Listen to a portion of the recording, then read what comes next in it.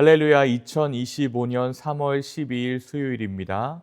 온라인으로 함께 예배드리시는 모든 성도님들을 예수님의 이름으로 환영하고 축복합니다. 이 시간 우리의 신앙을 믿음으로 함께 고백하시며 예배의 자리로 나아갑니다. 나는 전능하신 아버지 하나님 천지의 창조주를 믿습니다. 나는 그의 유일하신 아들 우리 주 예수 그리스도를 믿습니다. 그는 성령으로 잉태되어 동정녀 마리아에게서 나시고 본디오 빌라도에게 고난을 받아 십자가에 못 박혀 죽으시고 장사된 지 사흘 만에 죽은 자 가운데서 다시 살아나셨으며 하늘에 오르시어 전능하신 아버지 하나님 우편에 앉아 계시다가 거기로부터 살아있는 자와 죽은 자를 심판하러 오십니다. 나는 성령을 믿으며 거룩한 공교회와 성교의 교제와 죄를 용서받는 것과 몸의 부활과 영생을 믿습니다. 아멘. 함께 기도하시겠습니다. 사랑과 은혜가 충만하신 주님, 새로운 하루를 이 시간 시작하게 하시고 먼저 주의 말씀 앞에 설 수 있게 하시니 감사합니다.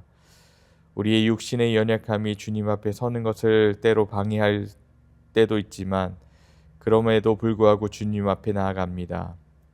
우리의 마음을 주님께 내어놓고 나아가오니 우리의 마음을 거룩하고 정결케 하여 주옵소서.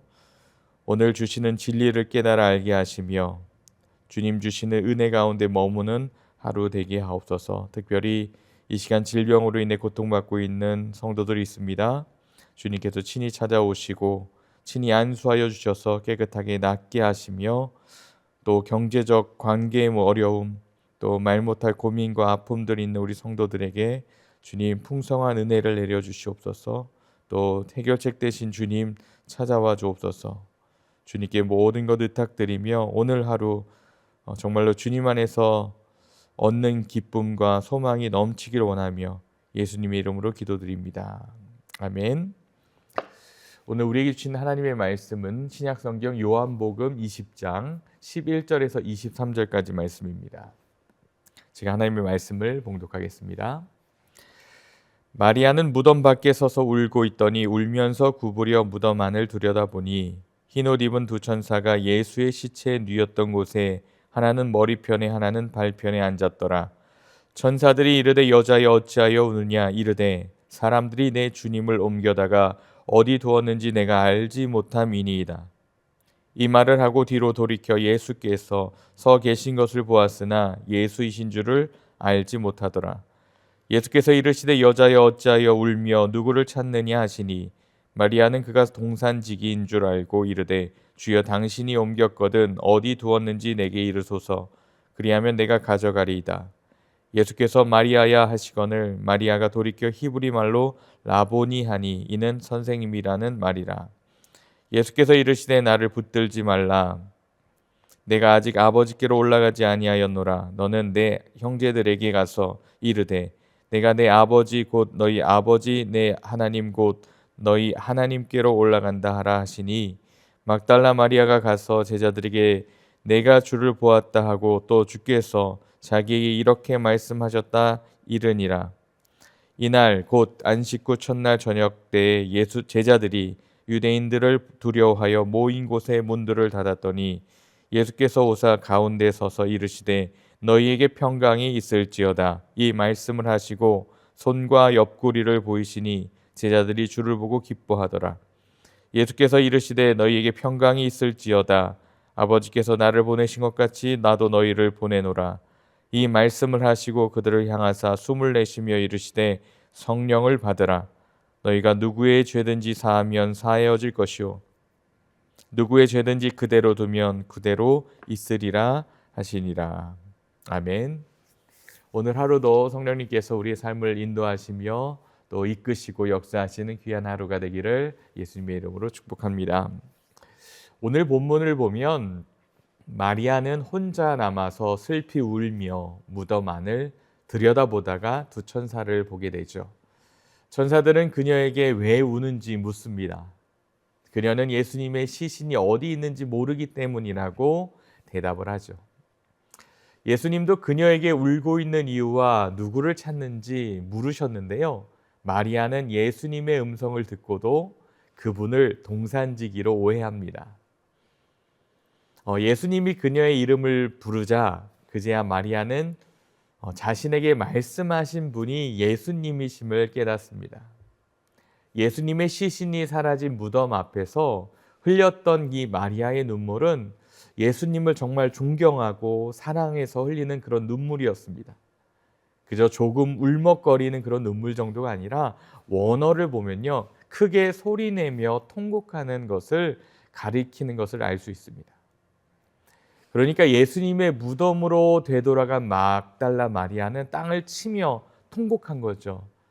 이처럼 이른 새벽부터 예수님의 시신에 향품과 향유를 발라드리려고 무덤에 갔던 이 막달라 마리아는 예수님을 향한 사랑의 마음이 얼마나 또 귀하고 얼마나 아름다운 마음인지 모르겠습니다.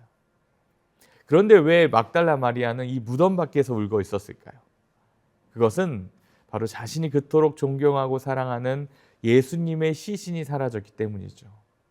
시간을 다시 좀 되돌아가 보겠습니다. 예수님께서 금요일 오후 늦게 십자가에 달려 돌아가셨습니다. 장사를 지내고 무덤에 안치하면서 안식일로 들어가게 되는 그러한 촉박한 시간이었습니다. 그래서 유대인의 풍습대로 시신에 향품과 향유를 바를 시간이 없었죠. 그래서 그것을 발라드리려고 이 마리아는 안식일이 끝나자마자 무덤에 가게 됩니다. 그런데 예수님의 무덤이 사라져 버린 거예요. 이때 얼마나 마음이 슬프고 아팠겠습니까? 그래서 통곡하며 운 겁니다. 하지만 여러분, 이걸 잘 생각해 보십시오. 사실 이것은 통곡할 일은 아닙니다. 만약 이날 새벽 막달라 마리아가 무덤으로 갔을 때 예수님의 시신이 거기 그대로 있어서 자기가 향품과 향유를 발라드릴 수 있었다면 어떻게 되었겠습니까? 그랬더라면 막달라 마리아는 이처럼 슬퍼하며 통곡하진 않았을 겁니다. 왜냐하면 자기가 계획한 대로 향품과 향유를 예수님의 시신에 정성껏 발라드리고 왔기 때문이죠. 그런데요, 만일 그렇게 되면요, 예수님께서 말씀하신 그 온 인류에게 영원한 생명을 주시는 부활의 사건은 없었을 것입니다. 그때 예수님은 슬퍼하는 마리아를 찾아오시면서 위로하시고 기쁨을 회복시키십니다. 저는 이 부분에서 참 은혜가 됩니다. 이 말씀이죠. 평안하라. 평안하라, 이 말씀입니다. 살아계신 예수님은 우리에게 평안하라 말씀하시며 진정한 위로와 기쁨을 주시는 분이십니다. 예수님을 사랑하는 우리도 우리의 삶 속에 여러 가지 어려움을 당하고 염려하고 슬퍼할 때가 있지 않습니까? 그때 우리는 사망 권세를 이기고 다시 사신 예수님을 바라봐야 할 줄 믿습니다. 예수님의 부활은요, 곧 나를 위한 부활입니다. 예수님의 부활은 우리의 모든 슬픔과 근심의 눈물을 닦기에 충분한 위로와 소망이 돼요. 마리아는 자신의 이름을 부르시는 그 예수님의 음성을 듣고서 그분을 알아봅니다. 그러자 예수님은 자신을 붙들지 말라고 하시죠. 그리고 또 제자들에게 내 형제라고 부르시면서 하나님이 자신과 제자들의 아버지이심을 말씀해 주고 계십니다. 예수님은요, 자신이 부활한 것과 자신이 아버지 하나님께로 올라가야 할 것을 자신의 형제들에게 전하라고 마리아에게 부탁하십니다. 부활하신 예수님은 마리아를 자신의 부활 메시지를 전하는 첫 증인으로 삼으시는 거죠. 부활하신 예수님은 이 울고 있는 마리아를 찾아오셔서 기쁨을 그에게 안겨주고 또 예수님 곁에 머물기 원했던 마리아를 부활의 기쁜 소식을 전하는 첫 증인으로서 세우십니다. 사랑하는 성도 여러분, 여러분 평안하십니까?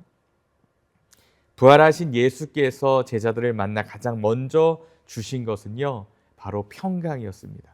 평안이었습니다. 샬롬이라고 말합니다.